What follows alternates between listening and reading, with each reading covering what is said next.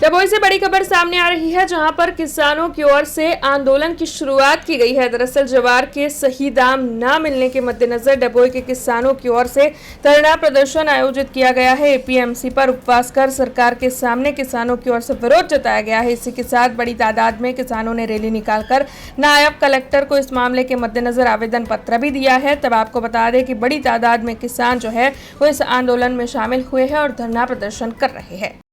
जय जवान जय किसान।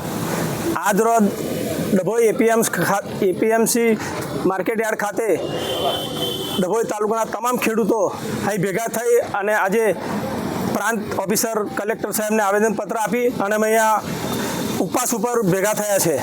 તો અમારી સરકારને એક જ માંગ છે કે અમારો જે જૂનો ઠરાવ થયો હતો અને અમારી જે નક્કી કરી હતી હેક્ટર 1850 એ જ અમારી માંગ છે અને એ જ અમારી સરકાર પૂરી કરે એ રીતે અમે આજે ઉપવાસ ઉપર બેઠા છે। અને બીજી વાત કે અત્યારે ખેડૂતને કેટલું પાકે છે એ કુદરતના આધારિત છે, બાકી સરકાર નક્કી નહીં કરતી કે ખેડૂતને આટલું જ પાકે છે અને અમે આટલી ખરીદી કરીશું। બીજી વાત કે અત્યારે વરસ માથે આવી ગયું છે, ખેડૂતોના માલ બહાર ઢગલા પડ્યા છે, તો હવે અમારે ખેડૂતોને નવું સિઝન ઊભી કરવાની કઈ રીતે અમે કરીશું? અમે લોનો ભરવાની હોય છે, સરકાર એવું કહે સમયસર લોન ભરાય તો તમારું વ્યાજ માફ થશે।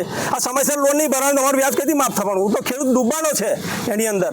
તો અમારી સરકારને એક અરજ છે કે અમારી જૂની માંગ છે એ પૂરી કરે અને આ વહેલી તકે અમારો નિર્ણય લાવે એવી અમારા બધા ખેડૂતોની ડભોઈ તાલુકાના દરેક ખેડૂતને એવી નમ્ર વિનંતી છે। આજ રોજ અમે એમએસપીના ભાવથી જે જુવાર ખરીદી થતી હતી એના અંતર્ગત પ્રાંત અધિકારીને આવેદનપત્ર આપવા ગયેલા। ત્યાં આગળ એ ગેરહાજર હતા, એમની જગ્યા પર ડેપ્યુટી કલેક્ટરને આપણે આવેદનપત્ર આપી અને અમારી માંગ મૂકી છે। એમએસપીના ભાવથી જે જુવારની ખરીદી ચાલતી હતી એમાં સુધારો કરી અને એ લોકોએ 1000ની જગ્યા પર 1700 કિલો કરેલો છે। પ્રથમ ઠરાવ પ્રમાણે મૂળ ઠરાવ પ્રમાણે સરકાર ખરીદી કરે એવી અમારી માંગ છે અને 1 મહિનાની અંદર આ ત્રીજી વખત એ લોકોએ ઠરાવ બદલી કાઢેલો છે, તો એનાથી ખેડૂતોને બહુ મોટું નુકસાન થાય છે, આર્થિક નુકસાન થાય છે।